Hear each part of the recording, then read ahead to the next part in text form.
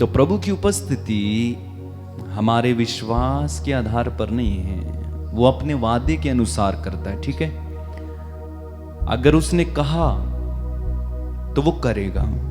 वचन में लिखा हुआ है वो अपने वचन को पूरा करने का ध्यान रखते हैं। तो इसका ये मतलब है कि अगर यीशु ने कुछ कहा है तो वो उसको पूरा करने का ध्यान रखते हैं, चाहे हम विश्वास करें या ना करें।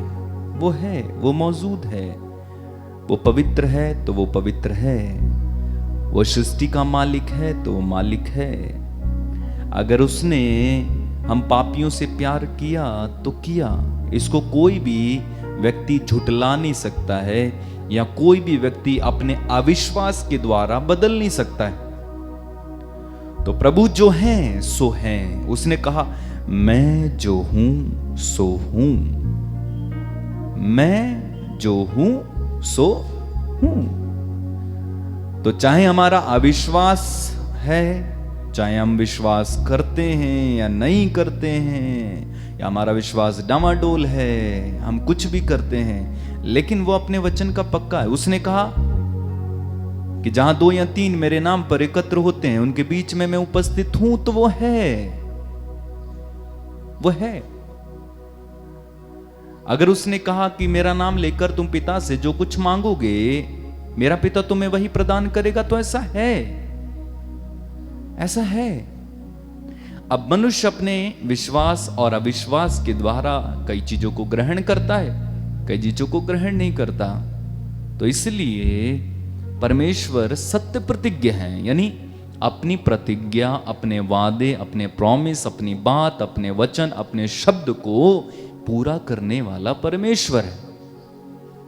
इसलिए हमारा शक, हमारा अविश्वास, हमारी भावनाएं, हमारी धारणाएं, हमारे विचार, हमारे शब्द उस परमेश्वर की उपस्थिति को, वादे को, परमेश्वर के किए हुए कामों को और जो करने वाला है उसको झुटला नहीं सकते हैं। उदाहरण के लिए किसी किसी की धारणा है कि ईश्वर है, ये नहीं, वो तो है ही नहीं, उसका कोई एग्जिस्टेंस है ही नहीं। तो उसकी इस धारणा से या उसके ऐसा विचार कर लेने से या उसके ऐसा सोच लेने से परमेश्वर का अस्तित्व नहीं मिट गया। क्या आप समझ रहे हैं? वो है, वो है। तो इसलिए हमें परमेश्वर पर पूर्ण विश्वास करना चाहिए। प्रार्थना करें, आंखें बंद रखें, प्रार्थना करें। धन्यवाद यीशु, तेरी महिमा स्तुति करते हैं प्रभु। आप कितने महान हैं, सच में आप सत्य प्रतिज्ञ हैं। जैसा कि तूने कहा तू सत्य प्रतिज्ञ परमेश्वर है, तुझे धन्यवाद। हम तेरी आराधना करते हैं प्रभु। चलिए मिलकर गीत गाते हैं और प्रभु की आराधना करें। प्रभु को पसंद आने वाली स्तुति करेंगे हम एक समय।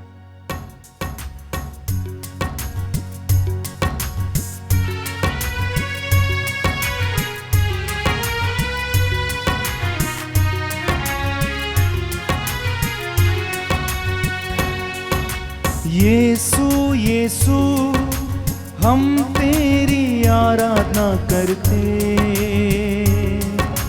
हम तेरी आराधना करते।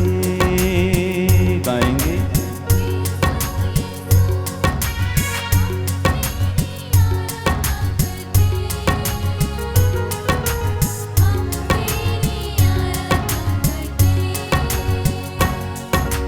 यीशु यीशु हम तेरी आराधना करते, हम तेरी आराधना करते। गाएंगे, मिलकर गाएं, मिलकर गाएं।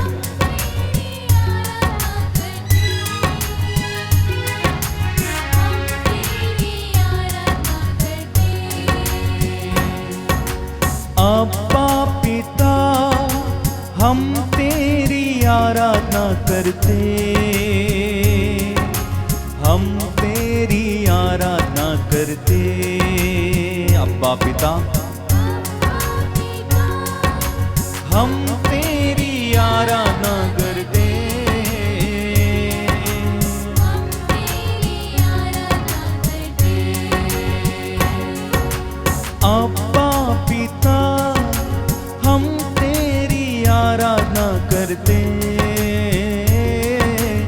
हम तेरी आराधना करते। अब्बा पिता, अब्बा पिता,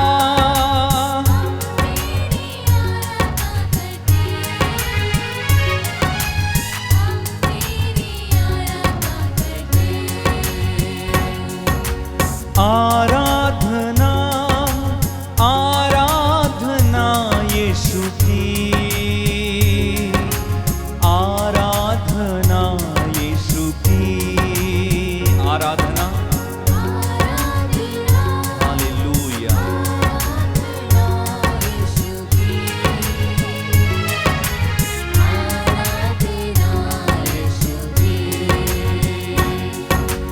आराधना आराधना अब्बा की, आराधना अब्बा की, आराधना आराधना आराधना यीशु की, आराधना यीशु की। पावन आत्मा हम तेरी आराधना करते, हम तेरी आराधना करते। लीन होकर गाएं, पावन आत्मा हम तेरी आराधना करते, हम तेरी आराधना करते। आत्मा प्रभु हम तेरी आराधना करते, हम तेरी आराधना करते। आत्मा प्रभु, आत्मा प्रभु, हम तेरी आराधना करते, हृदय से आने दीजिए। तेरी आराधना करते। आराधना आराधना आत्मा की, ओ आराधना आत्मा की, आराधना आराधना आत्मा की, आराधना आत्मा की। हमको जीवन देने वाले हम तेरी आराधना करते, हम तेरी आराधना करते। दिल से गाइए, हमको जीवन देने हम तेरी आराधना करते, ओ हो तेरी आराधना करते। हमसे प्यार करने वाले हम तेरी आराधना करते, हम तेरी आराधना करते। हमसे प्यार करने वाले हम तेरी आराधना करते, हम तेरी आराधना करते। हाथों को उठा के, यीशु यीशु हम तेरी आराधना करते, हम तेरी आराधना करते। दिल लगा के हाथों को उठा के, यीशु यीशु हम तेरी आराधना करते, हम तेरी आराधना करते। हमको मुक्ति देने वाले हम तेरी आराधना करते, हम तेरी आराधना करते। हमको मुक्ति देने वाले हम तेरी आराधना करते, हम तेरी आराधना करते। हमको शांति देने वाले हम तेरी आराधना करते, ओ हो हम तेरी आराधना करते। हमको देने वाले हम तेरी आराधना करते, आराधना करें प्रभु यीशु की। हम तेरी आराधना करते। यीशु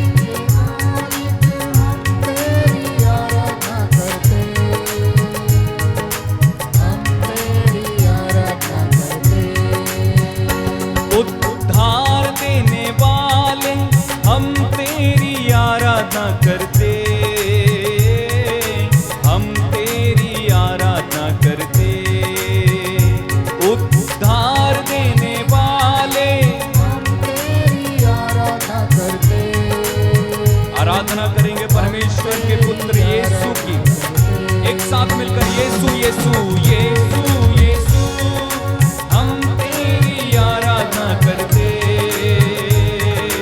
हम हालेलुया यीशु यीशु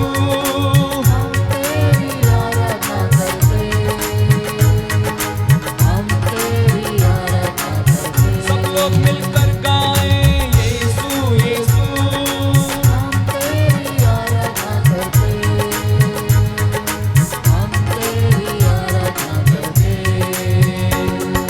हालेलुया हालेलुया आमीन, हालेलुया आमीन, हालेलुया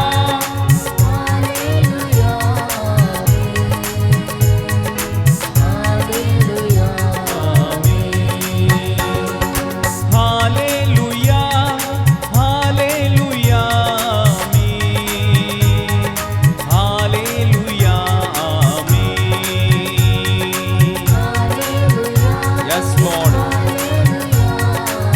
तालियां बजाते हुए प्रभु की स्तुति करें। तू हमारे बीच में स्वामी प्रभु जी है, हम आराधना करते, हालेलुया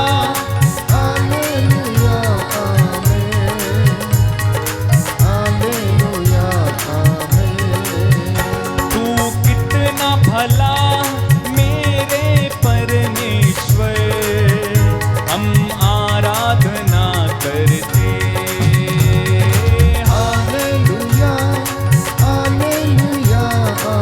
तालियां बजाते हुए प्रभु की स्तुति करते जाइए। तेरी महिमा प्रभु कितनी अपार है, तेरी महिमा की सीमा नहीं,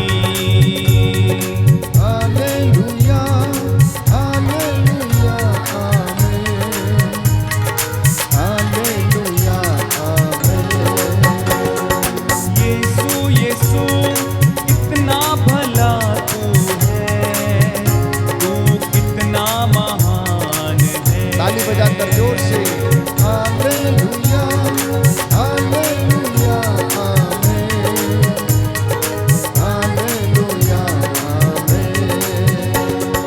मेरे पिता कितना भला तू है, हम आराधना करते,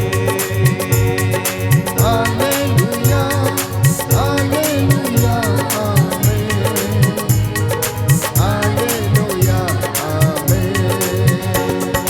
परम प्रसाद में तू विद्यमान है, हम आराधना करते, हालेलुया हालेलुया आमीन। ताली बजाकर जोर से सभी लोग